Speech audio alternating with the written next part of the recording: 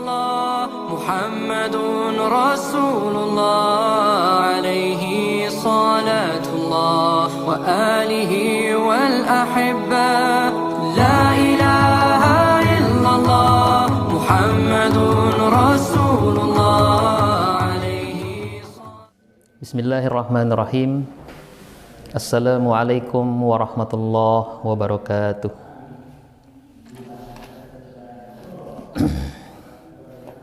Alhamdulillahi rabbil alamin. Alhamdulillahilladzi faddalana ala katsirin min ibadihil mu'minin. Asyhadu an la ilaha illallah wa asyhadu anna Muhammadan abduhu wa rasuluh.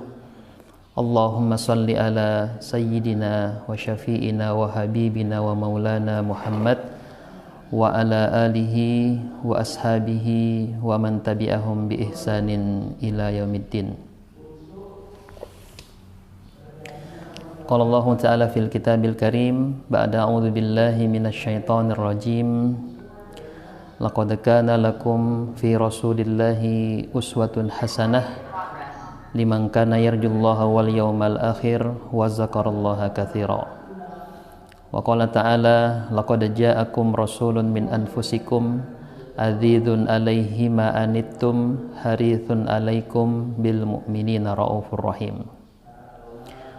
Wa qala ta'ala wa ma arsalnaka illa rahmatan lil alamin. Alhamdulillah, jamaah subuh Masjid Al-Ma'arij rahimani wa rahimakumullah. Alhamdulillah, kita bersyukur kepada Allah Subhanahu wa taala di mana kita terus mendapatkan limpahan rahmat, hidayah dan taufiknya sehingga kita terus juga diberikan keistiqomahan di dalam menjalani ibadah dan ketaatan kepada Allah Subhanahu wa taala. Salam dan salawat senantiasa tercurahkan kepada junjungan kita Nabiullah Muhammad sallallahu alaihi wasallam, di mana kita bisa merasakan kenikmatan iman, kenikmatan Islam. Kenikmatan inilah yang telah mengangkat derajat kita di hadapan seluruh umat manusia. Kenikmatan inilah kita menjadi mulia di sisi Allah Subhanahu wa taala.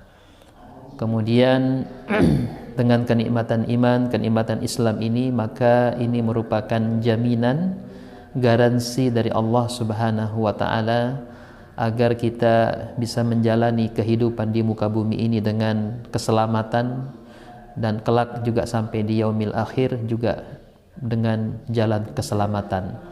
Karenanya al-Islam, al-iman ini merupakan jalan keselamatan kepada kita semua, dan kita bersyukur menjadi umatnya Rasulullah SAW.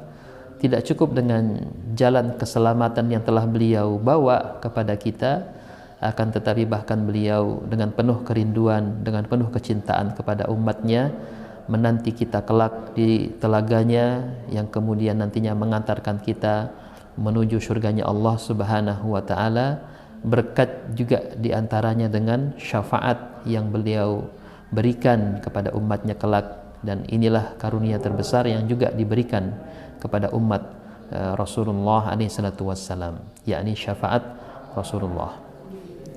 Alhamdulillah, jamaah rahimani wa rahimakumullah, sebagaimana tema yang akan disampaikan, yakni berkaitan dengan hal yang terjadi ya di bulan Rabiul Awal ini.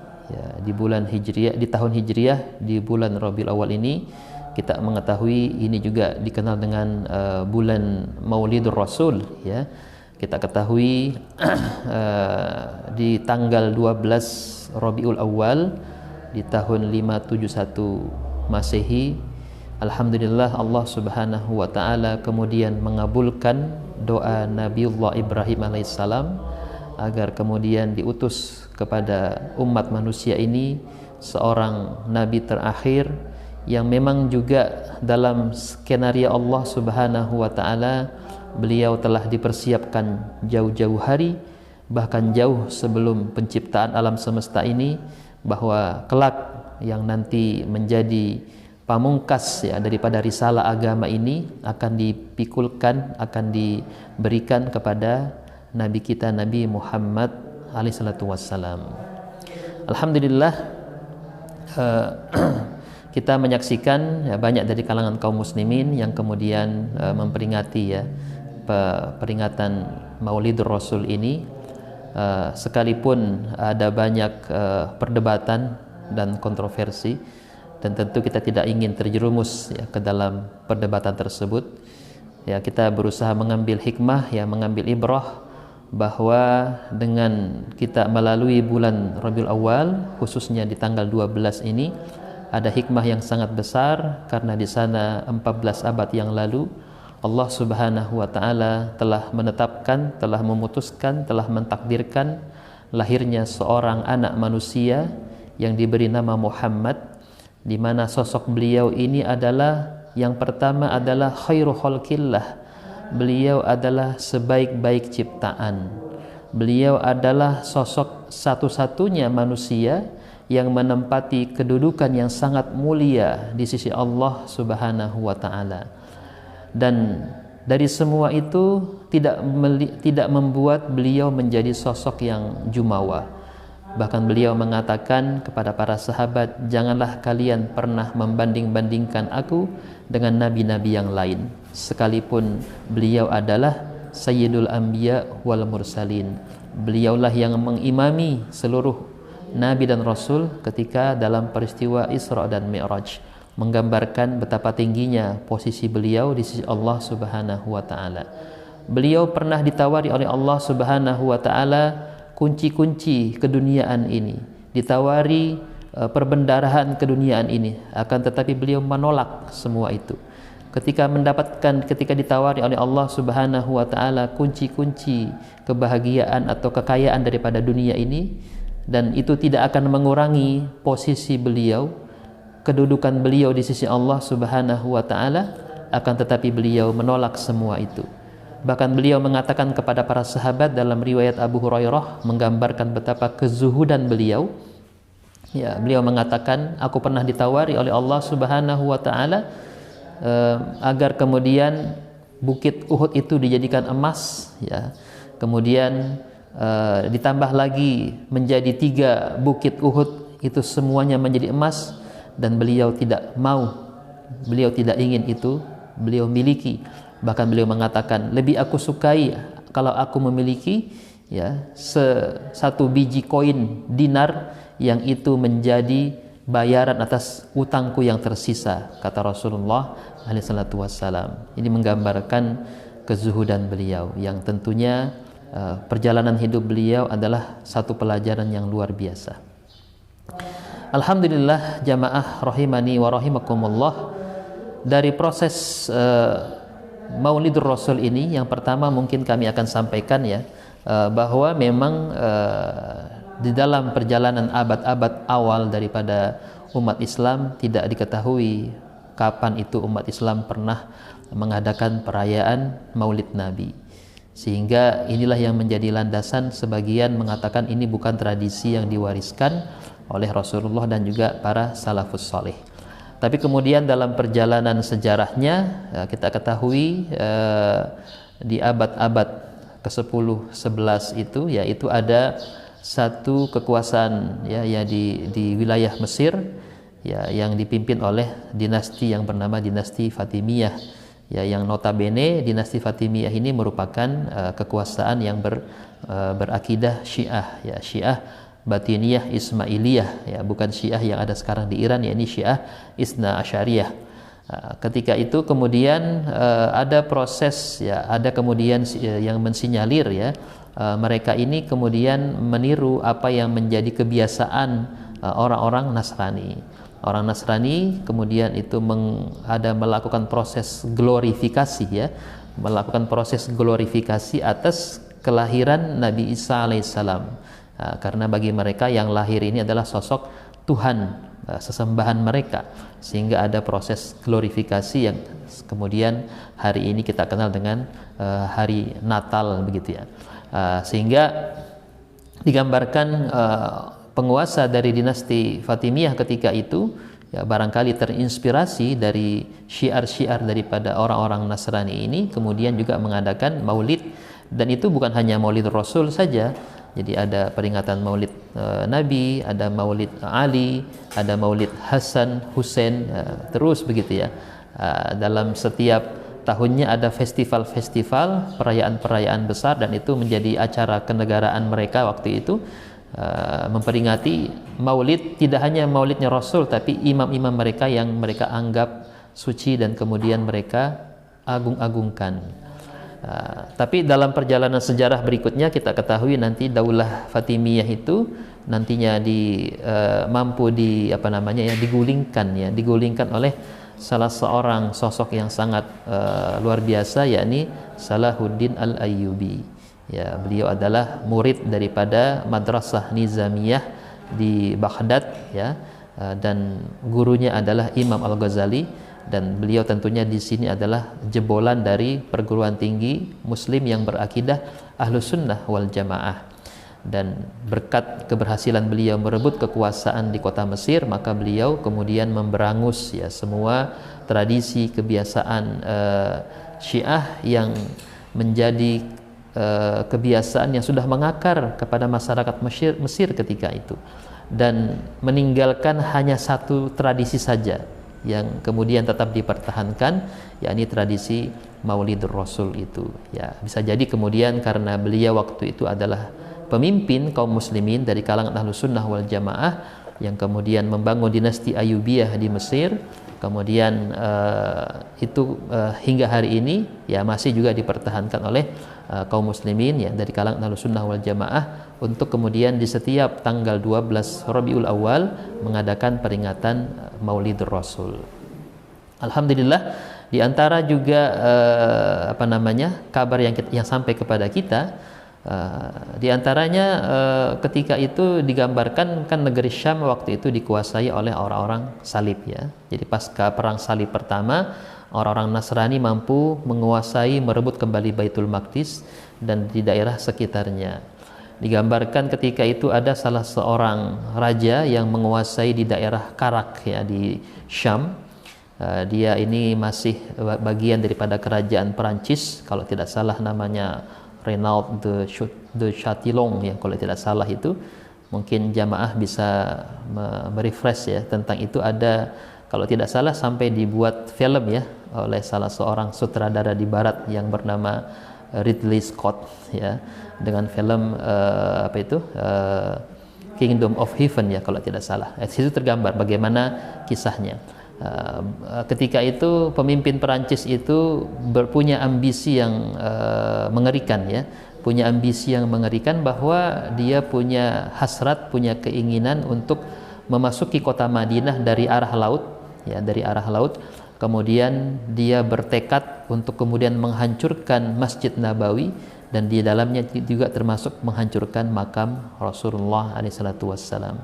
Ketika tersiar kabar bahwa ada upaya ambisi daripada Raja Perancis ini, ditambah lagi kemudian gangguan mereka terhadap kaum muslimin yang melewati di daerah Karak ya, ketika mungkin beribadah atau para pedagang yang lewat, sehingga ketika itulah ya, dengan adanya peringatan Maulidur Rasul itu, bahkan digambarkan Panglima Perang Salahuddin Al-Ayyubi mengadakan satu sayembara begitu ya, perlombaan menulis karya-karya sastra, puji-pujian terhadap Rasulullah SAW yang berkaitan dengan kelahiran beliau sampai dengan wafatnya beliau itu. Makanya ya sampai kepada kita beberapa kitab-kitab yang sangat lekat ya dengan kaum muslimin. Di antaranya ada kitab dari pengarangnya yang bernama Al-Barzanji, yang kemudian sekarang menjadi kitab Barzanji yang biasa dibaca oleh kalangan kaum muslimin ya ketika menikah, ketika lahiran ya, ketika ada yang meninggal begitu ya, yang disebut dengan Barzanji.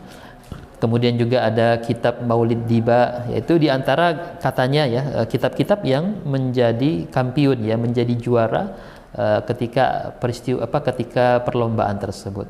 Dan dengan kitab inilah yang kemudian dibacakan dalam setiap event-event ya umat Islam ketika itu ya, dalam setiap acara-acara harian umat Islam ketika itu.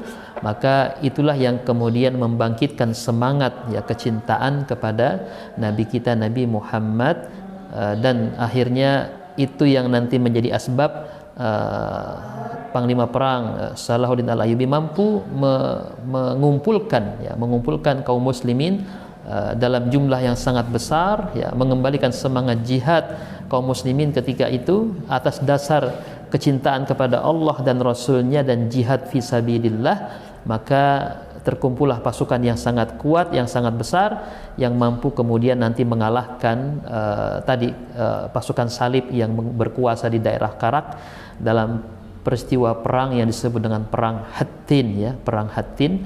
Dan itu yang nanti menjadi pembuka awal daripada akhirnya kaum muslimin bisa merebut kembali Baitul Maqdis, ya, oleh kaum muslimin di masa Panglima Perang Salahuddin Al-Ayyubi.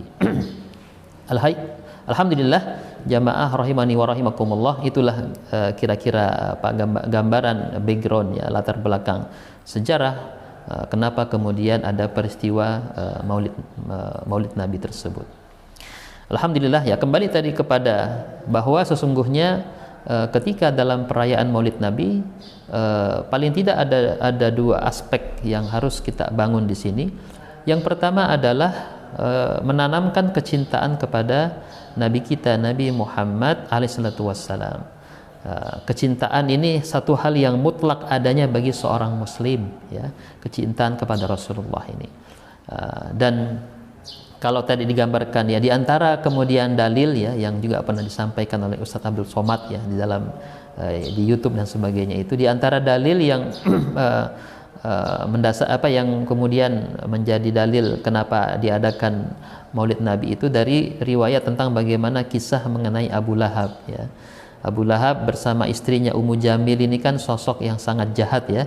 Sampai-sampai Allah Subhanahu wa taala menurunkan surah Al-Masad, ya, surah Al-Lahab, ya, surah Masad atau surah Al-Lahab itu. Digambarkan memang sepak terjangnya setelah Rasulullah itu menerima wahyu, tidak ada yang baik, ya, kepada pribadi Rasulullah. Kebetulan beliau bertetangga dengan Rasulullah dan hari-harinya itu Rasulullah diganggu. Di antara gangguannya tidak hanya ucapan, perkataan yang menyakitkan, ya, misalnya Ummu Jamil pernah mengatakan ketika Rasulullah pernah sakit berhari-hari tidak keluar rumah ketika itu, maka Ummu Jamil mengatakan, oh, itu Muhammad baru saja ditinggal oleh jinnya sehingga tidak ada lagi wahyu yang turun, ya. Ini kan betapa menyakitkan hati Rasulullah. Kemudian tindakan misalnya menghambur duri-duri, sampah-sampah, kotoran hewan, bahkan kotoran manusia itu dihambur di depan rumahnya Rasulullah. Sampai-sampai Rasulullah mengatakan kepada pamannya Abu Lahab ketika itu, wahai paman, bisa enggak engkau ini menjadi tetangga yang baik, ya, kepada kami, ya, kepada tetangganya, kan begitu, ya. Apakah ini contoh sosok tetangga yang baik kepada seorang yang baik kepada tetangganya, gitu, ya. Dan ketika dakwah, ya, di musim-musim haji beliau mengajak orang untuk masuk ke dalam Islam, selalu ada di belakangnya Abu Lahab yang mengatakan kepada orang-orang ketika itu, jangan dengarkan dia pembohong, ya, kalau bahasa kita di Balikpapan, dia pembotek, kan gitu. Ya, kemudian orang bertanya, siapakah itu wahai Abu Lahab? Dia adalah kemenakanku. Nah, ini gambaran betapa jahatnya Abu Lahab bersama istrinya. Tetapi ketika dia wafat, dalam riwayat cerita dari saudaranya, yakni Al-Abbas bin Abdul Muthalib, juga pamannya Rasulullah, digambarkan ketika wafat ini Abu Lahab, kemudian pamannya Rasulullah Al-Abbas bin Abdul Muthalib memimpikan saudaranya itu. Bertemu dalam mimpi, kemudian bertanya kepada Abu Lahab, bagaimana keadaanmu wahai Abu Lahab? Maka dikatakan, keadaanku hari ini sedang disiksa oleh Allah Subhanahu wa taala karena kebenciannya, karena tindakannya terhadap dakwah Rasulullah. Kemudian Abu Lahab menceritakan, akan tetapi siksaan terhadap aku itu dikurangi, ya, dikurangi derajatnya, dikurangi mungkin panasnya di hari-hari Senin, ya, di hari-hari Senin itu dikurangi. Kemudian ditanya, ada apa dengan hari Senin? Ya, karena di hari Senin itu aku pernah sangat berbahagia, aku pernah sangat bersukacita ketika mendengar Aminah itu melahirkan. Ketika mendengar Aminah melahirkan sosok putranya Muhammad bin Abdullah. Saking gembiranya Abu Lahab ketika itu sampai dia membebaskan budaknya yang bernama Suwaibah. Kemudian beliau menugaskan kepada Suwaibah untuk membantu menyusui Rasulullah SAW ketika itu. Nah, ini Artinya kegembiraan, sukacita dari Abu Lahab itu membuat Allah Subhanahu wa taala akhirnya mengurangi siksaan ya daripada Abu Lahab di neraka.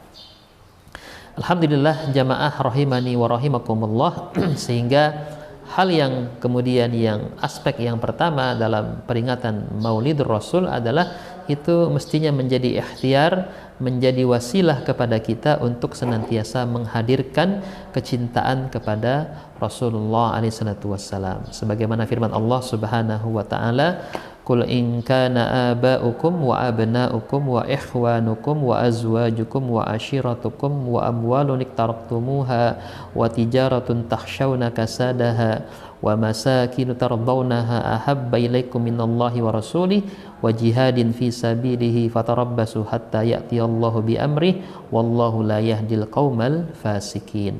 Jelas firman ini, ayat ini Allah berfirman, katakanlah jika bapak-bapak, anak-anak, saudara-saudara, istri-istri, kaum keluargamu, harta kekayaan yang kamu usahakan, perniagaan yang kamu khawatirkan kerugiannya, tempat tinggal atau rumah yang engkau sukai, itu semua adalah hal-hal yang lebih engkau cintai daripada Allah dan Rasulnya, Nabi kita Nabi Muhammad, dan juga berjihad di jalan Allah, maka tunggulah sampai Allah mendatangkan keputusannya, dan Allah tidak akan memberi hidayah, memberi petunjuk kepada orang-orang yang fasik.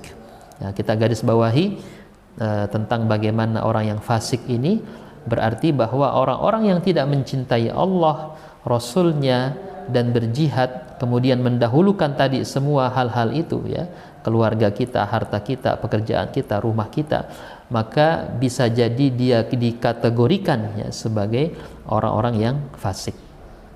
Maka kita tidak ingin terjerumus menjadi orang-orang yang fasik. Hal yang menarik dari ayat ini bahwa yang pertama adalah mencintai Allah ya. Jadi memang mencintai Allah itu tidak akan mungkin terjadi tanpa mencintai Rasulullah. Kita tidak akan bisa sampai kepada kecintaan kepada Allah tanpa melalui kecintaan kepada Rasulullah. Ya, sehingga kalau kita ingin sampai kepada kecintaan yang sempurna kepada Allah Subhanahu wa taala, maka harus melalui cinta kepada ciptaan beliau yang terbaik, ya, ciptaan Allah yang terbaik maksudnya, yakni sosok daripada Nabi kita Nabi Muhammad SAW itu. Mencintai Allah dan Rasulnya adalah hal yang mutlak bagi seorang muslim. Tidak mungkin hanya cinta kepada Allah saja atau hanya cinta kepada Rasulullah saja. Tidak mungkin. Ini kedua hal ini adalah satu kesatuan. Kemudian ketika sudah sampai kepada kecintaan kepada Allah dan Rasulnya, maka atas dasar cinta, atas nama cinta itulah kemudian kita akan mau berkorban apa saja, mau berbuat apa saja demi kepentingan Allah dan Rasulnya, mau berkorban apa saja ya demi agamanya Allah dan juga agama yang pernah dibawa oleh Rasulullah. Inilah yang kemudian diterjemahkan ke dalam bahasa perjuangan, bahasa pengorbanan, yang kemudian di ayat ini disebut dengan jihad fi sabilillah ya. Sehingga kecintaan kepada Allah dan Rasulnya pasti itu akan berujung kepada kesiapan untuk berkorban, kesiapan untuk berjuang, berjihad fi sabilillah. Kalau kemudian mau dikerucutkan kembali ke dalam perjalanan sejarah yang ada begitu ya, kita tadi melihat peristiwa Maulid Rasul di masa Panglima Perang Salahuddin Al-Ayyubi dengan kecintaan kepada Allah dan Rasulnya, sehingga beliau mampu mengumpulkan pasukan yang sangat banyak, dan itulah yang digerakkan di dalam gerakan jihad fi sabilillah. Kita lihat dalam tujuan apa gerakan jihad fi sabilillah mereka. Tidak semata-mata kemudian mengusir, mengalahkan pasukan salib ketika itu, akan tetapi intinya adalah dalam rangka membebaskan Baitul Maqdis, membebaskan Masjidil Aqsa yang ketika itu dikuasai oleh orang-orang Nasrani kembali. Kan awalnya dikuasai oleh kerajaan Romawi, kemudian direbut pada masa Khalifah Umar bin Khattab ketika itu. Kemudian di masa Panglima Perang Salahuddin Al-Ayyubi itu direbut kembali dengan semangat kecintaan kepada Allah dan Rasulnya dan jihad fi sabilillah ya. Kecintaan umat ketika itu kepada Rasulullah, buahnya adalah semangat jihad untuk membela Rasulullah dan kemudian mampu merebut Baitul Maqdis. Sehingga disinilah korelasinya ya, bahwa semestinya setiap Maulidur Rasul itu melahirkan kecintaan kepada Allah dan Rasulnya, kemudian semangat jihad yang kuat untuk kemudian sampai kepada upaya membebaskan Baitul Maqdis. Ya, sehingga kita semua berusaha di akhir zaman ini menjadi bagian dalam upaya membebaskan Baitul Maqdis itu. Sehingga sesungguhnya peringatan Maulid Nabi itu memiliki korelasi yang sangat jelas, ya, memiliki hubungan yang sangat jelas dengan upaya untuk membebaskan Baitul Maqdis. Karena kalau berbicara tentang jihad, ya, berbicara tentang jihad fisabilillah, apa yang dilakukan Rasulullah selama 23 tahun adalah dalam rangka kemudian membebaskan Masjidil Haram, ya, dari cengkraman orang-orang kafir Quraisy dan dari penyembahan terhadap berhala-berhala yang ada di sekitar Ka'bah ketika itu, yang jumlahnya ada 360 berhala. Nah, setelah peristiwa Fathu Mekah berhasil membebaskan Masjidil Haram, kemudian menghancurkan semua sesembahan berhala-berhala yang ada di seluruh Jazirah Arab, maka apa yang dilakukan Rasulullah setelah itu? Ya, setelah beliau melakukan, ya, membebaskan seluruh Jazirah Arab dari kesyirikan, kemudian khususnya Masjidil Haram, ya, yang dibangun oleh Nabi Ibrahim itu kemudian dari kesyirikan, ya, berhasil direbut kembali dibangun di atas akidah umat Islam. Maka apa yang dilakukan Rasulullah adalah upaya untuk kemudian juga membebaskan Baitul Maqdis. Ya, maka beliau mulai menugaskan kaum muslimin merespon gangguan, ya, daripada orang-orang Romawi, ya, berusaha kemudian akhirnya nanti menjelang akhir hayat beliau pun beliau masih sempat mengirim pasukan, ya, untuk membalas kekalahan di perang Mu'tah, ya, mengirim pasukan yang dipimpin oleh panglima perang Usamah bin Zaid radhiyallahu taala anhuma. Dan ketika dalam perjalanan menuju jihad itu Rasulullah wafat sehingga pasukannya balik kembali. Artinya menjelang wafatnya Rasulullah tetap punya hasrat, punya tekad untuk bagaimana jihad ini dikuatkan dalam rangka membebaskan Baitul Maqdis. Sekalipun beliau wafat, tetapi kemudian kan apa yang menjadi impian, apa yang menjadi hasrat beliau itu mampu ditunaikan dengan baik, dengan sempurna di masa kekhalifahan Umar bin Khattab radhiyallahu ta'ala. Ya. Jadi ini gambarannya. Misalnya, makanya kalau kita mendengar sabda Rasulullah, ya, dari Abu Umamah, ya, bahwasanya Rasulullah pernah bersabda, ra'at ummi ka'annahu haraja minha nuran adu'at minhu kusurus Syam. Ini peristiwa kelahiran Rasulullah. Ketika Rasulullah itu dilahirkan, beliau diceritakan oleh ibunya ketika itu, ya, ibunya menceritakan kepada Nabi kita Rasulullah, ya, beliau mengatakan seakan-akan ibuku ketika itu melihat ada cahaya yang keluar dari dirinya bersamaan dengan tubuh Rasulullah itu, yang kemudian dengan istana itu ibunya mampu melihat istana-istana di negeri Syam, kusurus Syam. Ya, kita camkan hadis ini dengan baik. Kenapa hadis ini mengatakan kusurus Syam, istana-istana di negeri Syam? Ya, kenapa menyebut negeri Syam? Artinya apa? Di negeri Syam itu adalah area yang sangat luas. Kalau sekarang kan di sana ada negara Suriah, ada Lebanon, ya, ada Yordania, ya, kemudian Palestina yang juga penjajah Israel. Nah, artinya kemudian peristiwa kelahiran Rasulullah kenapa dikaitkan dengan istana-istana di negeri Syam? Artinya kelahiran Rasulullah itu adalah asbab nanti kemudian umat Islam mencintai beliau dengan sangat kuat, sampai kemudian nanti umat Islam itu bisa merebut istana-istana di negeri Syam itu, diantaranya merebut Baitul Maqdis. Muhammadun Rasulullah.